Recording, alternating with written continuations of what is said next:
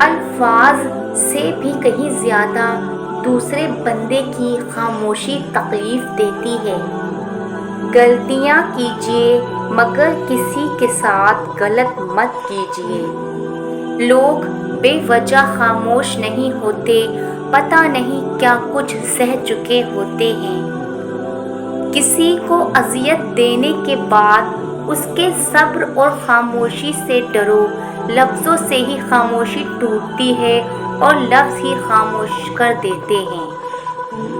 دو چیزیں انسان کی کمزوری کو ظاہر کرتی ہیں، جہاں بولنا ہو وہاں خاموش رہنا اور جہاں خاموش رہنا ہو وہاں بولنا۔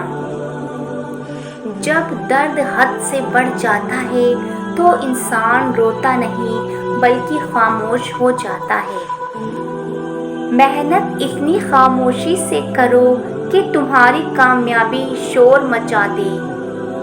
چاروں طرف شور مچاتی دنیا میں خاموشی کا ایک راستہ اختیار کر کے چلتے رہنا آپ کو کامیابی کے دروازے تک لے جاتا ہے۔ غور کیا جب زندگی کے فلسفوں پر بات مٹی سے شروع ہو کر مٹی میں جا ملی۔ بولنے کا حق چھینا جا سکتا ہے مگر خاموش رہنے کا نہیں۔ رب تو رہتا ہے چار سو حاضر، میں ہی غائب کہیں پر رہتا ہوں۔ انسان کی خوشی صرف 9 دن تک ہی رہتی ہے، چاہے وہ کتنی ہی بڑی کیوں نہ ہو۔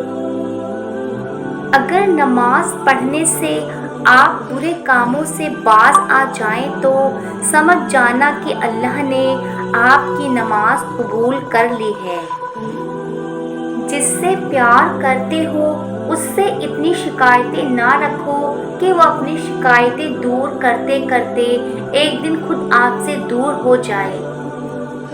جب کسی انسان کو یہ سمجھ آتی ہے کہ وہ غلط ہے تب وہ ٹھیک ہونے لگتا ہے۔ دوسروں کے دلوں کو کچل کر آگے بڑھنے والے لوگ آخرت میں بہت پیچھے کھڑے ہوں گے۔ سائیکالوجی کے مطابق جو لوگ ایک سے زیادہ تکیوں کے ساتھ سوتے ہیں وہ اکثر تنہا اور افسردہ ہوتے ہیں۔ کروڑوں لوگوں کے درمیان اکیلا رہ کر انسان جان جاتا ہے کہ اس دنیا میں وہ ایک ہی ہے جو اسے کبھی اکیلا نہیں چھوڑتا اور وہ اس کا رب ہے۔ بھروسہ دیکھنے میں ایک چھوٹا سا لفظ ہے لیکن اسے ثابت کرنے کے لیے زندگی گزر جاتی ہے۔ وقت کے ساتھ ساتھ بہت کچھ بدل جاتا ہے، لوگ، وقت، احساس اور کبھی کبھی ہم خود بھی بدل جاتے ہیں۔ میری ایک بات ہمیشہ یاد رکھنا، اپنے اندر کی سوچوں کو صاف کیجیے کیونکہ کشتی باہر والے پانی سے نہیں بلکہ اندر والے پانی سے ڈوبتی ہے۔ میری ایک بات یاد رکھنا، جس محبت کا تعلق صرف حسن سے ہوتا ہے وہ زیادہ دیر تک قائم نہیں رہتا۔ جو لوگ آپ سے حسد کرتے ہیں وہ آپ کے سامنے آپ کی تعریف اور پیٹھ پیچھے آپ کی برائی کرتے ہیں۔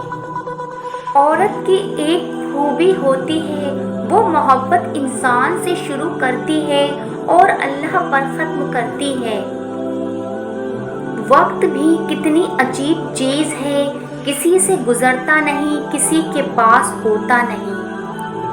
اس بھاگتی ہوئی زندگی میں اپنی ذات میں کم سے کم اتنا ٹھہراؤ پیدا ضرور کرنے کی کوشش کریں کہ آپ نماز سکون سے پڑھ سکیں۔ جب ہم اپنے اللہ کے سامنے توبہ کرتے ہیں تو نہ صرف ہماری توبہ قبول ہو جاتی ہے بلکہ ہم بھی قبول ہو جاتے ہیں اور زندگی آسان ہو جاتی ہے۔ بے شک اللہ آنکھوں کی سطح سادہ گیری نہیں رہنے دیتا، وہ جب ہنسانے پہ آتا ہے تو ایسا ہنساتا ہے کہ اشک رشک میں پڑ جاتے ہیں۔ کچھ باتوں سے لا علمی ہی اچھی ہوتی ہے کیونکہ معلوم پڑنے پر ہم دکھ کے دریا میں اتر جاتے ہیں۔ کسی ناپسندیدہ بات پر خاموش رہنا ظرف اور معاف کر دینا اعلیٰ ظرفی ہے۔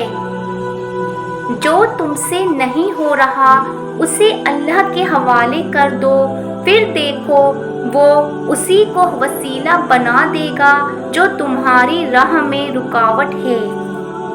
تمہارا ایک رب ہے، پھر بھی تم اسے یاد نہیں کرتے، لیکن اس کے کتنے بندے ہیں، پھر بھی وہ تم کو نہیں بھولتا۔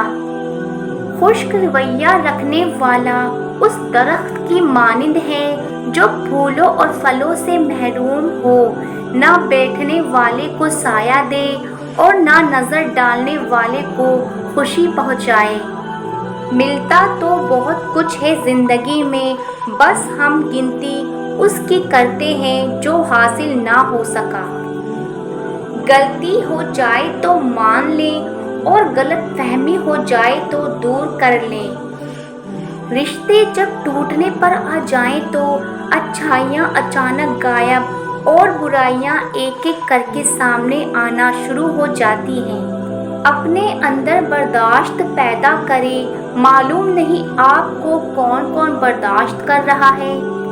نفرت انسان کا بنایا ہوا ذاتی مسئلہ ہے، ورنہ قدرت تو محبت کا درس دیتی ہے۔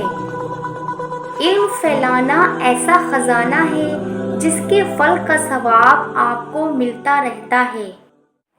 اپنی ذہنی سکون کے لیے 3 چیزیں مختصر رکھیں: الفاظ، توقعات اور لوگ۔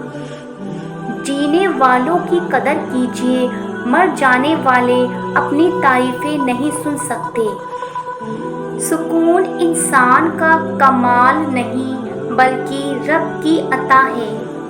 زندگی کو جینا پڑتا ہے، اپنے لیے کم اور اپنوں کے لیے زیادہ۔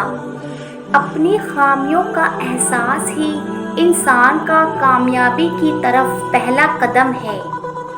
کسی سے محبت کی بھیک مت مانگنا، بلکہ ایک کام کرو، وہ خود پاگلوں کی طرح آپ سے بات کرنے کو ترسے گا۔